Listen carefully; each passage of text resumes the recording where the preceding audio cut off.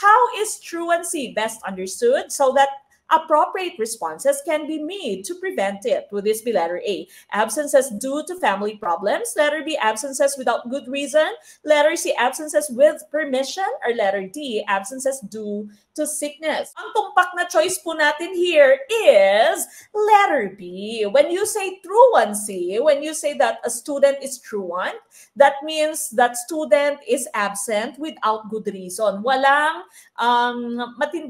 matinding reason, no? Walang matinding dahilan, wala siyang dahilan. Hindi dahil meron siyang family problem, hindi dahil may sakit siya. With permission, maaari kasi meron siyang sinalihang contest para sa school, no? But when you say truancy, this means absences without good reason. Ayan, no apparent reason. Sa Amerika, big deal po yung truancy. Okay? So, sa Amerika po kasi, kumbaga sa kada estudyante, meron na silang budget. Kasi libre yung school bus, libre yung pagkain niya, breakfast, saka lunch. So, kapag ka-truant yung estudyante doon po sa Amerika, palagi po siya na-absent, ang dami na niyang absences, pinapatawag yung parent. Okay? At pwede din po makulong yung parent.